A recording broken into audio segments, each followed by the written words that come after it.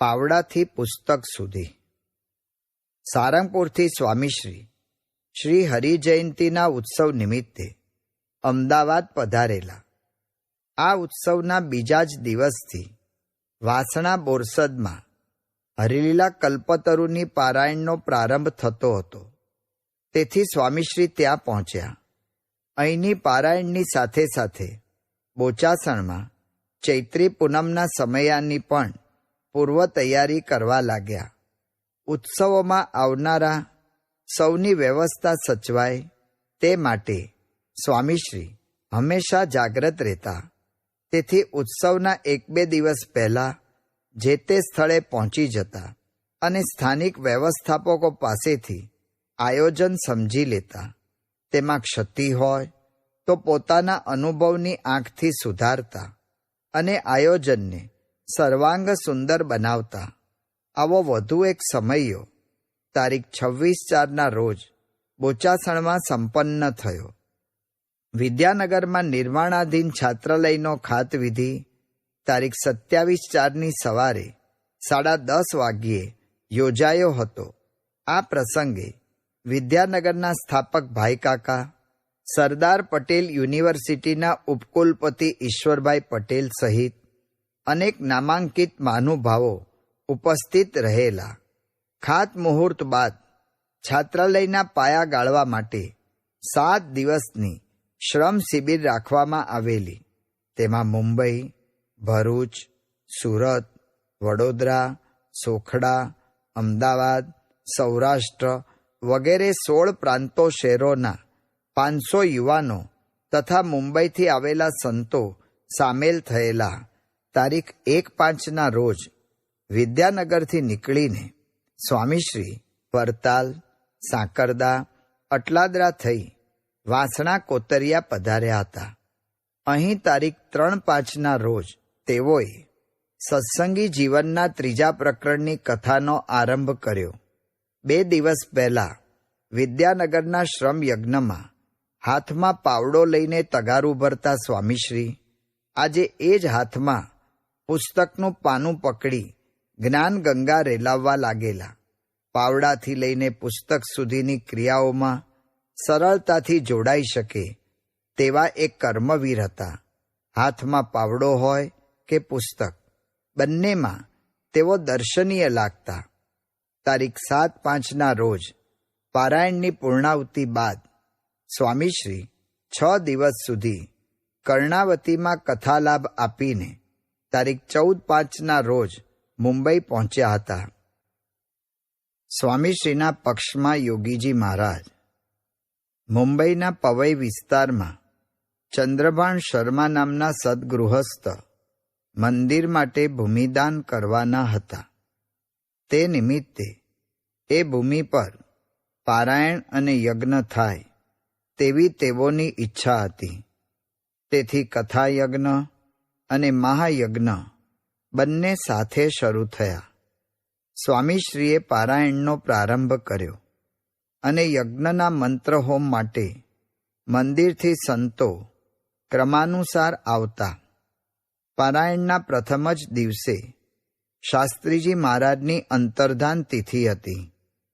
આ પ્રસંગે યોગીજી મહારાજે આશીર્વાદ આપેલા કે બોચાસણ સંસ્થામાં 100 ભણેલા સાધુ તૈયાર થાય અને નારાયણ સ્વામી એટલે કે પ્રમુખ સ્વામીની આજ્ઞા સૌ પાળે તે આ શાસ્ત્રીજી મહારાજની તિથિનો આશીર્વાદ છે. પારાયણના આ દિવસો દરમિયાન તારીખ 18/5ની સાંજે યોગીજી મહારાજ, મોટા સ્વામી, સ્વામીશ્રી વગેરે પવઈથી દાદર તરફ આવી રહેલા. ત્યારે સ્વામીશ્રીએ પૂર્વ નિર્ધારિત કાર્યક્રમ મુજબ જણાવ્યું કે આપણે ચિન્મયાનંદ સ્વામીના આશ્રમની મુલાકાતે જવાનું છે. શું જરૂર છે? એક વડીલનો મત જુદો પડ્યો, પરંતુ યોગીજી મહારાજે સ્વામીશ્રીના કહ્યા મુજબ આશ્રમની મુલાકાતે જવાનો કાર્યક્રમ યથાવત રાખ્યો. ત્યારે સૌને અનુભવાયું કે સ્વામીશ્રીનો મત જ યોગીજી મહારાજને હંમેશા અભિપ્રેત રહે છે. તેઓ તે મુજબ જ વર્તવાનું પસંદ કરે છે. તારીખ 20/5ના દિવસે પારાયણની પૂર્ણાહુતિ બાદ સ્વામીશ્રી, મગનભાઈ તથા હર્ષદભાઈ વાડીના દસ્તાવેજની સરકારી દફતરમાં નોંધણી કરાવવા ગયેલા. આમ 1 સપ્તાહ સુધી મુંબઈમાં રોકાઈને સ્વામીશ્રીએ પારાયણ અને પવઈના કાર્યો પૂરા કર્યા. ત્યારબાદ તેઓ યોગીજી મહારાજની સાથે જ અમદાવાદ, વઢવાણ, સુરેન્દ્રનગર, રાજકોટ થઈને ગોંડલ આવ્યા. અહીં પાટોત્સવ ધામધૂમથી ઉજવ્યો. ગોંડલથી બંધિયા, નવાગામ, ઘોઘાવદર વગેરે ગામોમાં પણ સ્વામીશ્રી લાભ આપી આવેલા. વૃક્ષ એક આંગણામાં ઊભું હોય છે, પરંતુ તેની શાખાઓ અને ફળ ફૂલ તો આસપાસના અનેક આંગણાઓને છાયા, સ્વાદ અને સુગંધ આપતા રહે છે.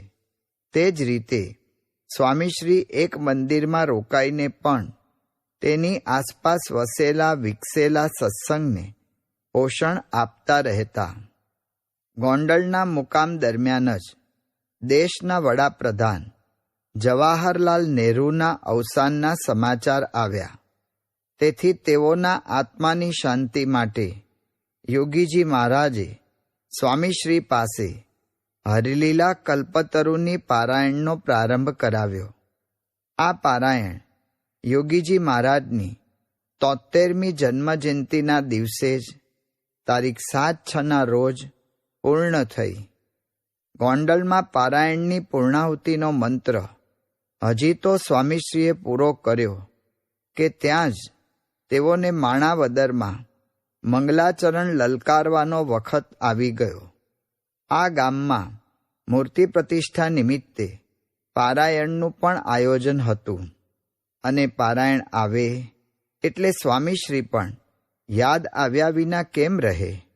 સ્વામીશ્રીના શીલ, શૈલી અને સંદેશ એવા રહેતા કે સૌ કોઈ પારાયણ પ્રસંગે એમને જ ઝંખતા. તેથી માણાવદરમાં પણ 3 દિવસીય પારાયણ સ્વામીશ્રીના મુખે યોજાઈ. તેમાં હરિલીલા કલ્પતરુના પ્રથમ સ્કંધના 1 અને 3 અધ્યાયનું રસપાન સ્વામીશ્રીએ કરાવ્યું. આ પારાયણ પ્રતિષ્ઠા બાદ સ્વામીશ્રી જૂનાગઢ, ગઢડા થઈને સારંગપુર પધાર્યા હતા અને યોગીજી મહારાજ જૂનાગઢ જ રોકાયેલા. પ્રમુખ સ્વામીના શબ્દોથી આત્યંતિક કલ્યાણ.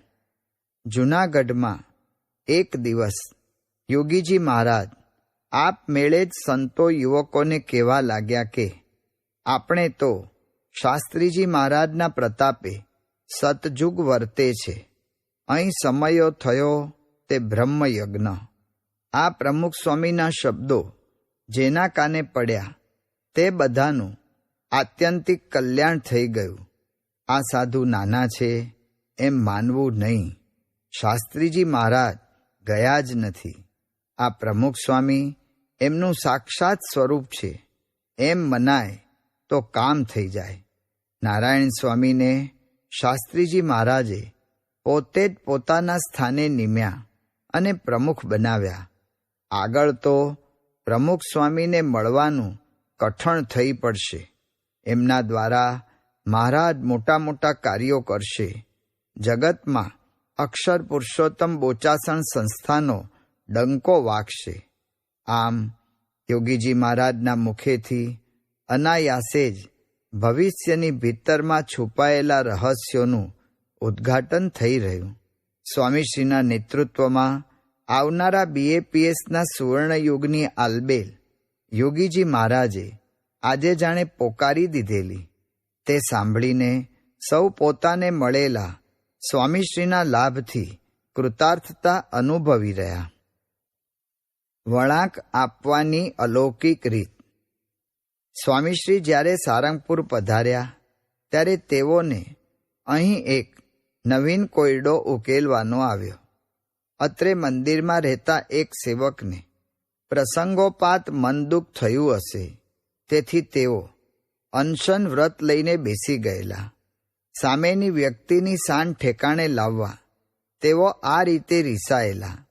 સ્વામીશ્રીને આ વાતનો ખ્યાલ આવતા તેઓ ઠાકોરજી તથા શાસ્ત્રીજી મહારાજની દેરીએ દર્શન કરીને સીધા જ તે સેવક પાસે પહોંચ્યા. તેઓને જે ઘટનાક્રમ બની ગયો તેની વિગત પૂછી. સ્વામીશ્રીની આ એક ખાસિયત નિરાળી હતી. તેઓ પ્રથમ કાન દેતા, પછી મોં ખોલતા. સામેની વ્યક્તિના હોઠ હલે તે પહેલાં તો તેના હૈયાને વાંચી લે તેવા વિચક્ષણ તેઓ હતા. તેવો અનુભવ અનેકનો છે, છતાં તેઓ સૌનું સાંભળતા. તે અનુસાર સ્વામીશ્રીએ તે સેવકની વેદના તેની પાસેથી જ જાણી. ત્યારબાદ તેને સમજાવવા લાગ્યા. એ સમજાવટમાં મુરબ્બી વટની ગંધ નહોતી. તેની લાગણીને અવગણતી કડકાઈ નહોતી. તે કસૂરવાર છે તેવું જ્ઞાન ભાન કરાવતી તાર્કિકતા નહોતી. બસ શાસ્ત્રીજી મહારાજ, યોગીજી મહારાજ માટે ફના થઈ જવાની વાત, સેવાના મહિમાની વાત અને શ્રીજી મહારાજ કરતા હરતા છે તે વાત, સ્વર મૃદુ, ભાષા પ્રેમની અને નિયત નેક. તેથી એ રીસાયેલા સેવકને અહેસાસ થયો કે તે માર્ગ ભૂલ્યો છે. પોતે આવતીકાલે લીંબુ પાણી પીને અનશન છોડશે એવી ખાતરી તેણે સ્વામીશ્રીને આપી. બીજા દિવસે પૂજાપાઠ, દેવદર્શનના નિત્યક્રમથી પરવારીને જ્યારે તે સેવક ભંડારમાં લીંબુ પાણી પીવા ગયા ત્યારે તેને પારણા કરાવવા માટે સ્વામીશ્રી હાથમાં પ્યાલો પકડીને તૈયાર ઊભેલા. આ દ્રશ્ય જોઈને તે વ્યક્તિ તો ચકિત થઈ ગઈ. વર્તમાનનું આ દ્રશ્ય તે સેવક માટે ભૂતકાળની ભૂલના પશ્ચાતાપ અને ભવિષ્યમાં આવી ભૂલ નહીં થાય તેની પ્રતિજ્ઞા માટે પૂરતું થઈ પડ્યું. વ્યક્તિને વળાક આપવાની આવી અલૌકિક રીત હતી સ્વામીશ્રીની.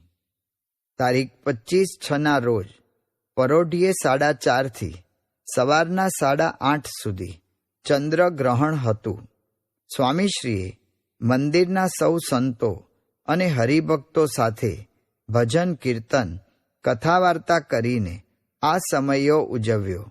સારંગપુરનું શાંત વાતાવરણ, પરોઢનો ઠંડો પહોર, મર્યાદિત સમુદાય અને સ્વામીશ્રીનું સાનિધ્ય, આવો લાભ અપાવનારું ગ્રહણ કોને ન ગમે. સારંગપુરથી અમદાવાદ આવીને તારીખ 16/7 રોજ સ્વામીશ્રી મકરાણા જવા નીકળ્યા. અહીં ગઢડા, અમદાવાદ, ગોંડલ, સારંગપુર વગેરે મંદિરોના કામ માટે આરસની ખરીદીનું કામ હતું. તે માટે સ્વામીશ્રી વાડે વાડે ફરે, વાટાઘાટો કરે અને કસીને કામ લે. આરામ અને ભોજનના સમયનું કોઈ ઠેકાણું ન રહે. આમ 5 દિવસ મકરાણામાં વિતાવ્યા બાદ જયપુર થઈને બોચાસણ પધાર્યા અને તારીખ 24/7 રોજ ગુરુ પૂર્ણિમાનો સમયો કર્યો.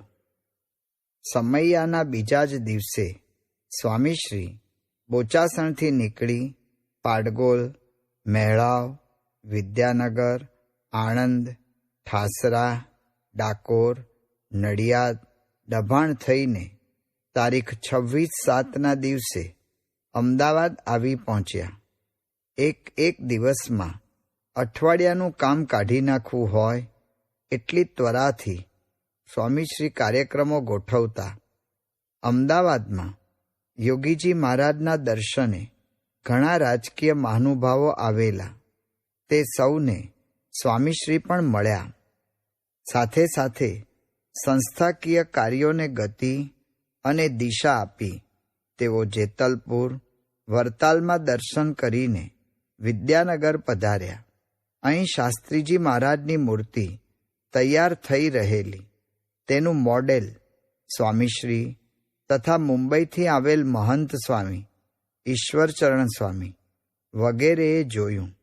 ત્યારબાદ વાસદ, અમદાવાદ, વઢવાણ, સુરેન્દ્રનગર, રાજકોટ થઈને ગોંડલ પહોંચ્યા. ગોંડલમાં મંદિર સંકુલના વિકાસ અંતર્ગત કેટલાક બાંધકામ ચાલુ હતા. 2-3 દિવસ રહીને તેનું નિરીક્ષણ કર્યું, જરૂરી સલાહ સૂચનો આપ્યા અને ગઢડા, સારંગપુર, અમદાવાદ, અટલાદરાનો પ્રવાસ ખેડીને પીપળાવ પધાર્યા. નવો અર્થ, નવી ઊંચાઈ. પીપળાવ ગામના ગ્રામ પંચાયત દ્વારા તૈયાર થયેલ નવા વારીગૃહનું ઉદ્ઘાટન સ્વામીશ્રીના વરદ હસ્તે કરાવવાની ઈચ્છા સૌ ગામવાસીઓની હતી. આ લોકલાગણીને વશ થઈને જ સ્વામીશ્રી પીપળાવ પધારેલા. પંથકના શ્રેષ્ઠીઓની ઉપસ્થિતિમાં ઉદ્ઘાટન ખૂબ જ ધામધૂમથી થયું. આ અરસામાં શાસ્ત્રીજી મહારાજના સમયના એક સેવક મનસ્વીપણે શાસ્ત્રીજી મહારાજ અને તેઓના સિદ્ધાંત સંબંધી એક પુસ્તક પ્રકાશિત કરવાની પેરવીમાં પડેલા. તેઓની આ પ્રવૃત્તિની જાણ થઈ ત્યારે સ્વામીશ્રીએ તેઓને જણાવેલું કે સંસ્થાના મુખ્ય વ્યક્તિઓને બતાવીને આ પુસ્તક પ્રકાશિત કરવું સારું, જેથી કોઈ હકીકત દોષ રહી જતો હોય તો તે નિવારી શકાય. સ્વામીશ્રીની સલાહ સોનાની હતી, પરંતુ તે સેવકે સ્વામીશ્રીના રોકવા ટોકવા છતાં પુસ્તકના પ્રકાશન અંગે ચક્રો ગતિમાન કરી દીધેલા. આ વાત સ્વામીશ્રીની જાણમાં આવતા તેઓએ એ સેવકને સાવધ કરતો એક પત્ર લખ્યો. નેતાની નીતિના નમૂના સમા એ પત્રમાં સ્વામીશ્રી લખે છે, પરમ ભગવદી, સંત શિરોમણી, પ્રગટના લાડીલા, પરમ પૂજ્ય પુરાણી ગ તથા પૂજ્ય ઘ વિગેરે પીપળાવથી લિખિતન શાસ્ત્રી નારાયણ સ્વરૂપના ઘણા હેતપૂર્વક સ્વામિનારાયણ વાંચશો. વિશેષ પુસ્તક છપાવવા અંગે આપણે નક્કી થયેલ અને બંધ રાખેલ તે આપે છપાવી તૈયાર કરાવેલ છે તેમ વાત મળતા ખરેખર દુઃખ થાય છે. હજી પણ આપ આ આગ્રહ છોડીને તે વાતનો યોગ્ય વિચાર કરો તો સારી વાત છે. ખોટો વિખવાદ ઊભો કરવો તે સારું નથી. છતાં મને ફરજ પડે અને કરવું પડે તેમાં મારી અને તમારી શોભા નથી. માટે આ અંગે મારે કાંઈ પણ કરવું પડે તે પહેલાં આપ મને યોગ્ય જવાબ મોજીદડ લખશોજી.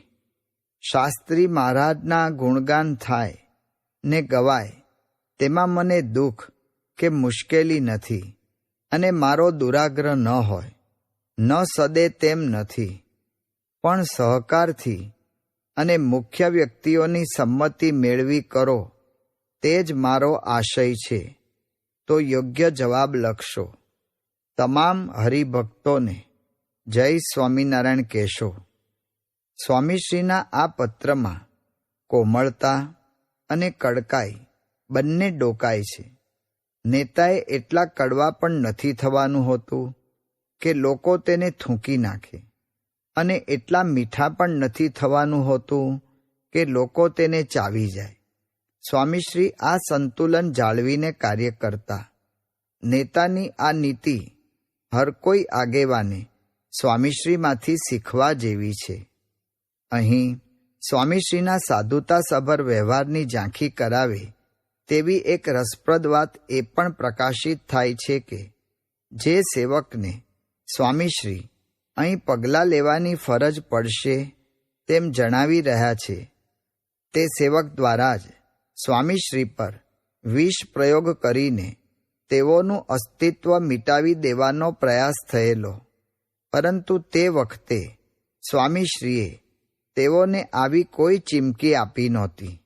એટલું જ નહીં, તે સેવક પર આકરા પગલાં લેવાની વિચારણા કરી રહેલા સંસ્થાકીય સત્તાધારીઓને પણ તેઓએ તેમ કરતા અટકાવેલા. પોતાને વિશે ચાહે કોઈ ગમે તે કરે એ સહન કરીને માફ કરનારા સ્વામીશ્રી શાસ્ત્રીજી મહારાજની સંસ્થા કે સિદ્ધાંત વિરુદ્ધ કોઈ રતિભાર કરે તો પણ તેને પડકારનારા હતા. સ્વને શૂન્ય કરીને સંસ્થાને જ સર્વસ્વ સમજીને જીવનારા તેઓ ઉદારતા અને વફાદારીને નવો અર્થ અને નવી ઊંચાઈ આપી ગયા છે. કથની તેવી કરણી. પીપળાવથી સ્વામીશ્રીનું લક્ષ્ય હતું મોજીદડ. આ ગામમાં ભક્ત હૃદય ગણેશ ભગત રહેતા હતા. શાસ્ત્રીજી મહારાજ પ્રત્યે ગુરુભાવ અને યોગીજી મહારાજ પ્રત્યે પ્રગાઢ સખાભાવ ધરાવતા આ પ્રજ્ઞાચક્ષુ મહાજ્ઞાનીની અંતિમ અવસ્થાના દિવસો વીતી રહેલા. તમારા સાનિધ્યમાં હું ધામમાં જાઉં. ગણેશ ભગતે આ વચન યોગીજી મહારાજ પાસે માગી લીધેલું. તે મુજબ યોગીજી મહારાજ પણ મોજીદડ આવી ગયેલા અને તેઓએ મુંબઈ ભણતા સંતો પાસે પારાયણનો પ્રારંભ કરાવી દીધેલો. પણ સ્વામીશ્રીનો સ્વર ન સંભળાય ત્યાં સુધી સૌને પારાયણ અધૂરી જ લાગે. તેથી સ્વામીશ્રીને પણ આ પ્રસંગે ખાસ આમંત્રણ આપીને સૌએ બોલાવેલા. તે અનુસાર સ્વામીશ્રી પીપળાવથી નીકળીને અમદાવાદ પધાર્યા. અમદાવાદથી ટ્રેનમાં બેસી તેઓ સુરેન્દ્રનગર પહોંચ્યા. અહીંથી ટ્રેન બદલી રાત્રે 8:30 વાગે ચૂડા આવ્યા. ચૂડાથી મોજીદડ જવા માટે વાહન આવવાનું હતું, પણ ગામમાં જામેલા ઉત્સવના વાતાવરણમાં સૌ વાહન મોકલવાની વાત વિસરી ગયેલા. તેથી ચૂડા સ્ટેશને કોઈ વાહન આવ્યું નહોતું. એટલે સ્વામીશ્રીએ ત્યાં સ્ટેશન સામે એક જીનમાં રાતવાસો કર્યો. જીનમાં તો સગવડના નામે મોટું મીંડું જ હતું. સૂવા નાવામાં પ્રતિકૂળતા સિવાય કાંઈ ન મળે. જોકે સ્વામીશ્રીને તો પ્રતિકૂળતાઓ પણ અનુકૂળ આવી ગયેલી. તેથી તેઓ જીનમાં શાંતિથી સૂતા. અમદાવાદમાં સ્વામીશ્રીએ સવારે ઉકાળો પીધેલો તે જ. પછી દિવસ દરમિયાન તો તેઓ કાંઈ જમ્યા પણ નહોતા. છતાં પારાયણના વ્યવસ્થાપકો પ્રત્યે તેઓએ કોઈ રોષ દોષ કાઢ્યો નહીં. પરિસ્થિતિને ભાંડવાની વાત તો તેઓના જીવનમાં જ નહોતી. સ્વાસ્થ્યમ સતામ મંડનમ. સંતનો શણગાર સ્વસ્થતા છે. આજે એ આભૂષણથી સ્વામીશ્રી ખરેખરા શોભી રહેલા. પારાયણના વક્તા પદે પોતે પધારી રહ્યા હોવા છતાં તેઓને સુવિધાની રતિભાર અપેક્ષા નહોતી. બીજે દિવસે સવારે બોટાદના હરિભક્તોને મૂકવા માટે ચૂડા સ્ટેશને એક વાહન આવેલું. તેમાં બેસીને સ્વામીશ્રી મોજીદડ પધાર્યા. અહીં સ્વામીશ્રીને જોતા જ વ્યવસ્થાપકોને પોતે વાહન મોકલવાનું વિસરી ગયા તે વાત યાદ આવી ગઈ. તેઓએ સ્વામીશ્રી સમક્ષ દિલગીરી વ્યક્ત કરી. ત્યારે એ આયોજકો લેશ પણ ખસિયાણા ન પડે અને પોતાની મહત્તાના કોઈ બણગા બ્યુગલ ન ફૂંકાય તે રીતે એમાં તમારો વાંક નથી. કોકવાર આવું થઈ જાય કહીને સ્વામીશ્રી હરિલીલા કલ્પતરુના આધારે શ્રીજી મહારાજના લીલા ચરિત્રનો આસ્વાદ પમાડવા લાગ્યા. તે સમયે સૌ તેઓમાં કથની તેવી કરણીને અનુભવી રહ્યા. હા, સ્વામીશ્રીના જીવનમાં કદી વાણી વર્તનના છૂટાછેડા થયા નહોતા. પારાયણ દરમિયાન જ તારીખ 19/8ના દિવસે ગણેશ ભગત ધામમાં પધાર્યા. યોગીજી મહારાજે પોતાનું વચન સાર્થક કર્યું. તેઓની અંતિમ વિધિમાં યોગીજી મહારાજ તથા સ્વામીશ્રી પણ જોડાયા. બીજે દિવસે પારાયણની પૂર્ણાહુતિ થઈ. તે પ્રસંગે ગણેશ ભગતની ઈચ્છા મુજબ ગામ ધુમાડો બંધ રાખી સૌને જમાડવામાં આવ્યા. ગુરુ મહારાજના છેલ્લા દર્શન કરવા આવો એમ અંતર્યામીપણે દરેક પત્રમાં યોગીજી મહારાજે લખ્યું હતું. તેથી આસપાસના 60થી વધુ ગામોના હરિભક્તો આ પ્રસંગે આવી પહોંચેલા. મુજીદળથી યોગીજી મહારાજની સાથે જ સ્વામીશ્રી, લીંબડી, નવાગામ થઈને સારંગપુર પધાર્યા. અહીં તારીખ 23/8ના રોજ રક્ષાબંધનનો ઉત્સવ ઉજવ્યો. ભૂલોના ભૂલનારા. સારંગપુરના રોકાણ દરમિયાન સ્વામીશ્રી એક સવારે મંદિરના સભા મંડપમાં શાસ્ત્રીજી મહારાજના ઓરડાની બહાર આવેલા પ્રથમ થાંભલે પ્રાતઃ પૂજા કરી રહેલા. તે વખતે એક બાળક દોડતો દોડતો ત્યાંથી પસાર થયો. તેને યોગી બાપાના દર્શનની તાલાવેલી હતી. અવસ્થા અને આવેગના જોરમાં દોડતા એ બાળકને પોતાના પગલાંએ ક્યાં પડી રહ્યા છે તેની કોઈ સૂઝબૂઝ નહોતી. આ રીતે દોડતા તેના પગમાં સ્વામીશ્રીની પૂજાની દોરી અટવાઈ અને આખી પૂજા ફરી ગઈ. આ જોઈ તે બાળક તો ડઘાઈ જ ગયો. સ્વામીશ્રીની બાજુમાં જ તેઓના સેવક પ્રગટ ભગત પૂજા કરી રહેલા. તે તો બાળકની આ હરકત જોઈ છળી ઉઠ્યા અને તે બાળકને ધમકાવવા લાગ્યા. તેઓની અકળામણ વાજબી તો હતી જ, પરંતુ સ્વામીશ્રીએ તેઓને વાર્યા અને તે બાળકને વહાલથી કહ્યું, વાંધો નહીં, અંધારું છે એટલે એવું થાય, જાઓ, ઝટ પહોંચી જાઓ યોગી બાપાના દર્શને. પછી પ્રગટ ભગતને પણ પ્રેમથી કહ્યું, છોકરું છે, એને ઉતાવળમાં ન દેખાય, માટે કોઈને દબડાવાય નહીં. સ્વામીશ્રીની આ ઉદારતાની અમીટ છાપ પેલા 8 વર્ષના બાળકના ચંચળ મન પર એવી અંકાઈ ગઈ કે તેણે આગળ જતા સ્વામીશ્રીના ચરણે જીવન સમર્પિત કરી દીધું. તેઓનું દીક્ષિત નામ સાધુ અક્ષર જીવનદાસ રાખવામાં આવ્યું. સ્વામીશ્રીના જીવનના એક એક પ્રસંગ કેવા લોકોત્તર અને બળવત્તર બની રહેતા તેનો આ એક નમૂનો છે.